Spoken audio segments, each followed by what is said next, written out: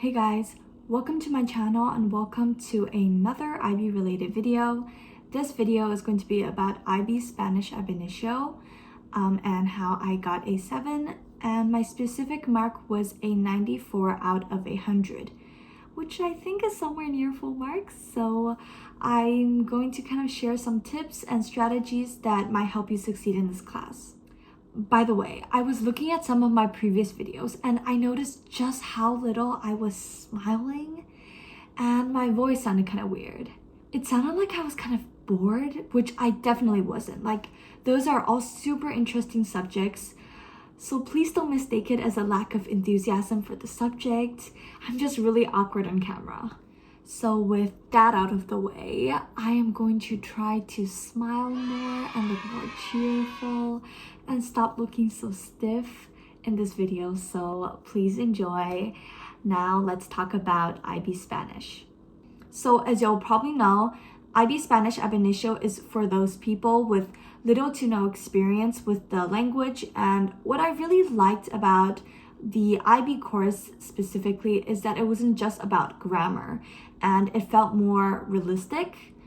And you're not going to be asked to fill in the blanks or write down all the verb conjugations for a particular verb in your exams.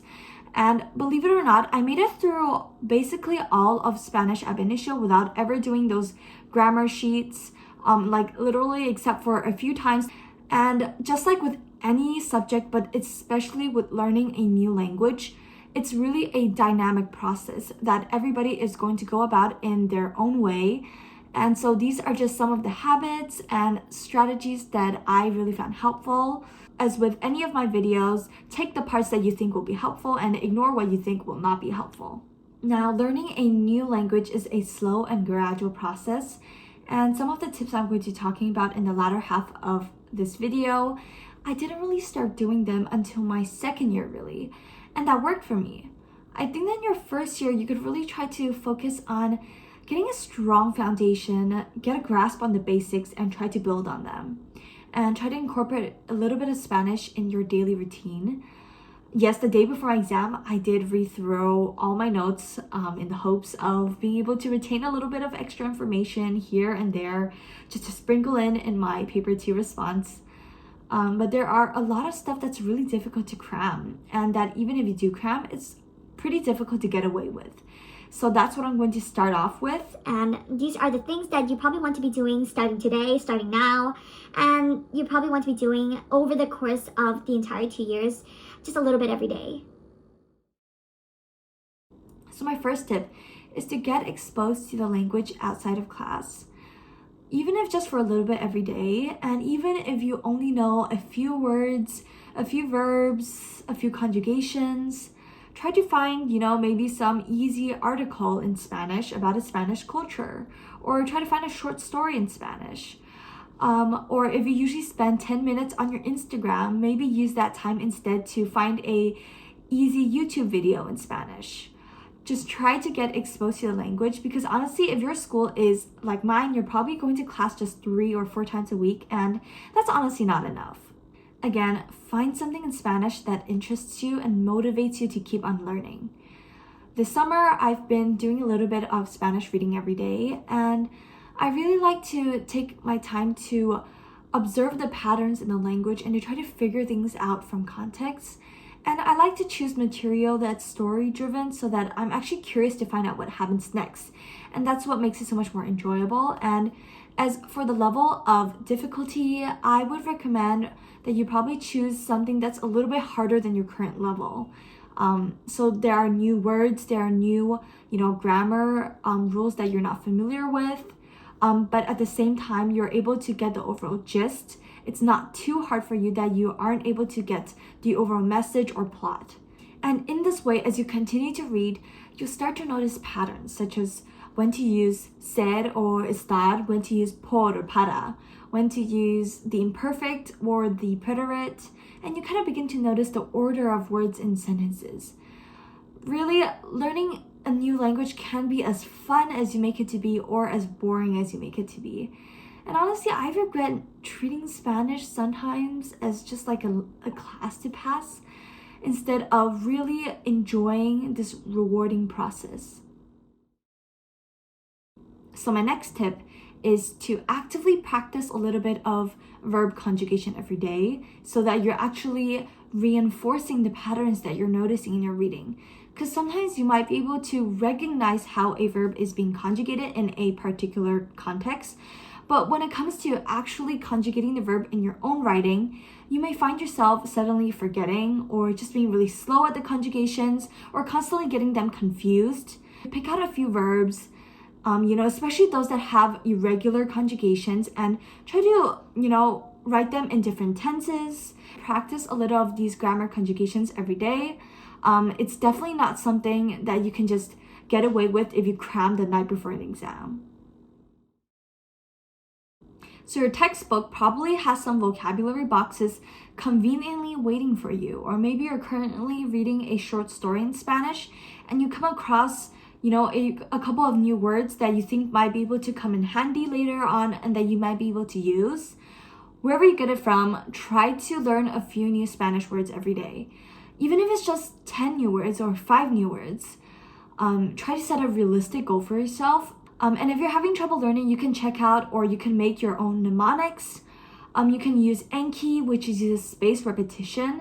Check out Spanish Dict, because it has a lot of great example sentences just to help you to see the different contexts and ways in which a particular word is often used. And the point is to take small steps but do them consistently. Honestly, knowing more vocabulary in general is just going to help you in your exams. You know how there is a month or two between the end of your first year and the beginning of your second year that's called summer? Yes. During that time, while you're enjoying your break, please don't completely and utterly ignore Spanish. Even if it's just for 10 or 15 or 30 minutes every day, set yourself a goal and just review your vocabulary and your verb conjugations and find some fun and interesting ways to practice your grammar, such as doing some light reading. I'm definitely guilty of not doing this really well myself in my own summer between the first and second year, but honestly, I think that I definitely could have spared that bit of time in my day working on Spanish. Honestly, there really isn't an excuse not to.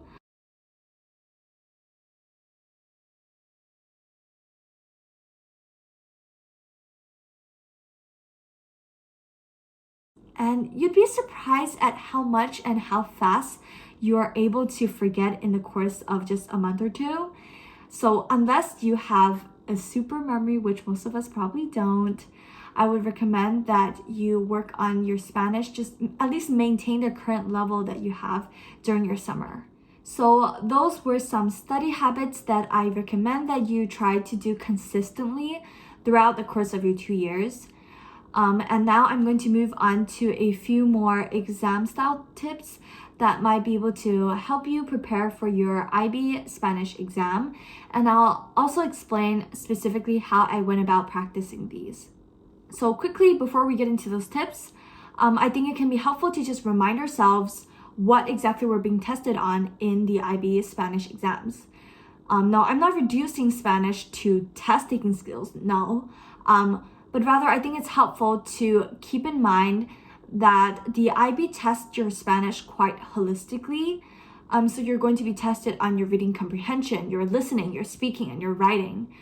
And your listening and speaking is particularly mostly going to be tested in your internal assessment. So in your for your written exams, you would want to focus more on your writing and your reading comprehension abilities.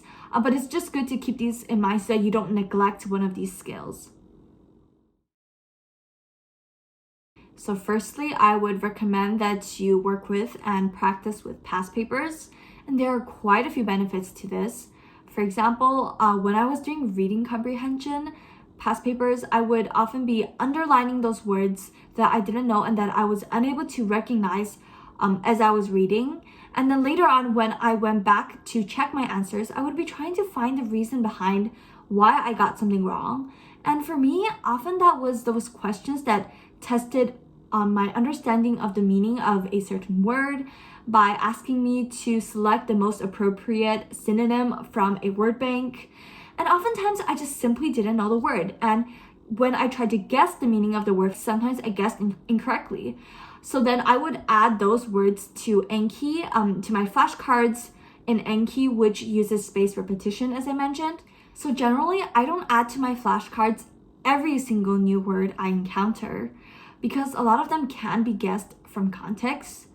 But if this past paper is testing me on a word that I don't know and that I can't guess from context and that I'm clearly expected to know, that's a sign that I probably should go and study that word, right? So a second reason why doing the reading past papers might be helpful is that you might be able to learn a bit about the cultures of various Spanish-speaking countries. So for example, in your reading, you might be given an article relating to a tradition of a particular culture that speaks Spanish. And generally, having an idea about these cultures might be able to help you in your paper 2 writing as well as in your internal assessment. So in both of these, you might be asked a question that might need you to draw on a bit of cultural knowledge that you have. So, it's good to be generally somewhat familiar with at least one Spanish-speaking country and its culture. And the reading comprehension, generally, those texts are not too boring. So you might be able to learn something useful that you can use in your other assessments. So a few additional benefits to doing past papers are to get used to the style of the questions that appear in the IB Spanish ab initio exam, as well as to get used to the level of difficulty of the texts that they give you. And finally, to get exposed to the language more because the texts and the entire exam is all in Spanish. So I found that with practice, I did get faster at reading those articles and answering those questions. Oh, by the way, I didn't really do any past papers in my first year. It was mostly my second year. So if you are just beginning the language, please don't worry about getting to those past papers. You can worry about that later. Yeah, just remember that you probably want to first get those basics under your belt before you get to past papers. So my next tip is to practice writing. In time, you may find that you've become pretty good at understanding and recognizing the Spanish that's being handed out to you, but those are receptive skills. Whereas you may still find it difficult to express and write ideas in Spanish on your own, and that's productive skills, meaning you actually have to produce the language. And productive skills are the skills that are being tested in your writing paper 2 and in your internal assessment. So to prepare for those assessments, I would recommend that you start writing because honestly, I think that under the short time constraints of the IB program, your productive competence might not necessarily follow from your receptive competence. So it's good to start practicing your writing alongside your reading. Your textbook might have some writing prompts, or maybe you might have this blue workbook. And it's also pretty great. It has lots of examples of different text types, as well as space for you to practice writing in that text type. So for example, here is una carta formal, and it gives you some conventions of the text type, some examples, and here it gives you a space to write your own. So practice writing, apply the knowledge that you have, and show your work to your teacher or any Spanish speaker, and try to get feedback. So I asked my teacher to look over the work that I did, and that helped me to pinpoint some of the errors that I was commonly making, and it helped me to steer myself towards the areas I needed to focus on more.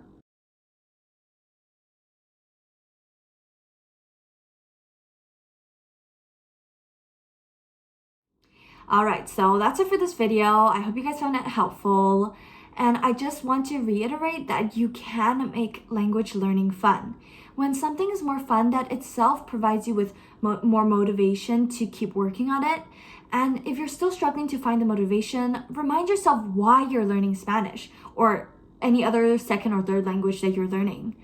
Honestly, for me, I just love learning languages, and also I knew that I didn't want to stop Spanish after IB was over. So, I saw it as a long-term process, and therefore every effort that I'm putting into Spanish right now is going to have results lasting beyond my IB years. So thank you for watching this video. If you found it helpful, if you learned something, or if you're interested in more future IB related videos, please consider liking and subscribing. So yeah, thank you so much and see you next time.